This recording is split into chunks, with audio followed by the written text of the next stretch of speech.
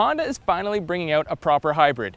After years of offering us vehicles like the CR-Z, the Insight, the Civic, and even the Accord, using Honda's weak integrated motor assist technology, a real two-stage hybrid is coming from the Big H, the all-new 2014 Accord Hybrid.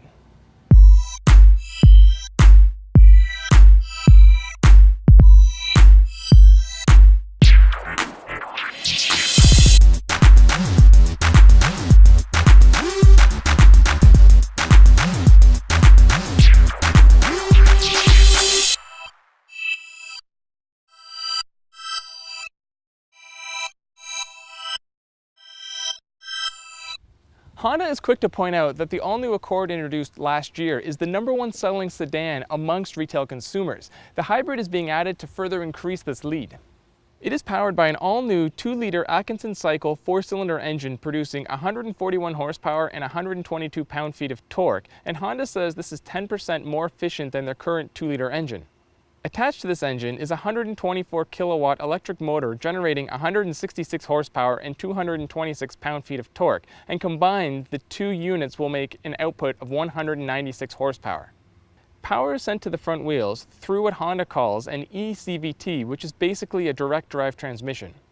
Fuel economy is officially rated at 47 miles per gallon combined. The Accord Hybrid will begin at $29,155, with the range-topping Accord Hybrid Touring, seen here, coming in at $35,695 after destination charges. Unlike the Sonata, Fusion, or Optima hybrids, Honda has decided to keep the styling of the new Accord Hybrid very similar to non-hybrid models. The biggest tip-offs that this is a hybrid model are the unique rims as well as the blue-tinted grille and headlight bezels up front.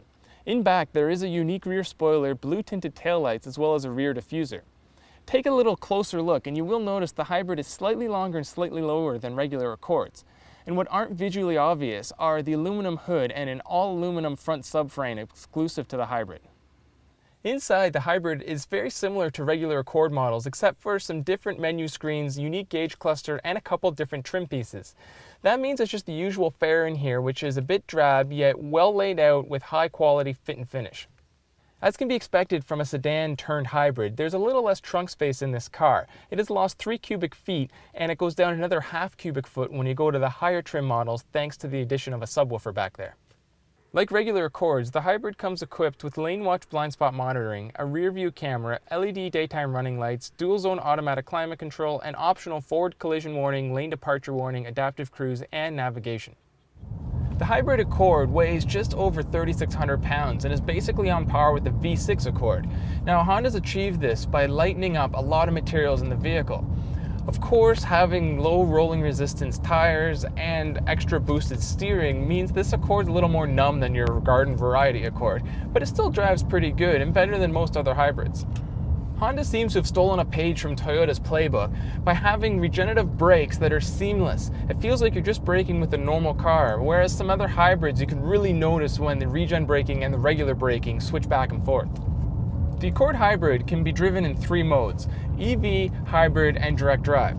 Now, direct drive is really reserved for the highway, and the gasoline engine will connect directly to the transmission and act like a really tall 6th gear and just loft you down the road.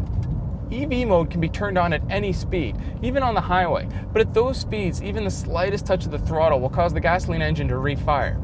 But on a nice twisty mountain road like we're on now, I could actually leave it in EV mode for a long time as the hills let it regenerate, and then I can just ease my way back up the next one. Honda spent a lot of time trying to make the hybrid drivetrain smooth. They wanted the transition from electric to hybrid to gas only to be perfectly seamless. And after driving the Camry and the Sonata hybrids, I would say they've succeeded. It is much smoother than those two in its transition, and it feels more powerful than the Camry.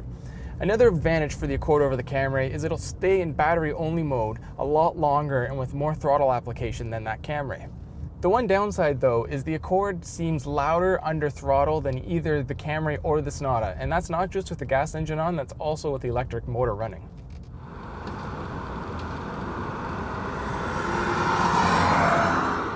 The hybrid only improves the Accord range. The problem for Honda will be that this market is so tightly contested. All the players have serious pros and cons. Now, Honda did claim 47 miles per gallon combined fuel efficiency with the Accord Hybrid, and although we only had it for a couple hours on the road, we were only averaging between 43 and 44. It's nothing to be ashamed of, but it's not quite living up to the number that Honda had posted. That aside, this Accord is one of the best mid-size hybrid sedans when it comes to blending in with the crowd. It drives, looks, and feels the most like a regular sedan. So for those who want a hybrid but also want some subtlety, this will be your ride.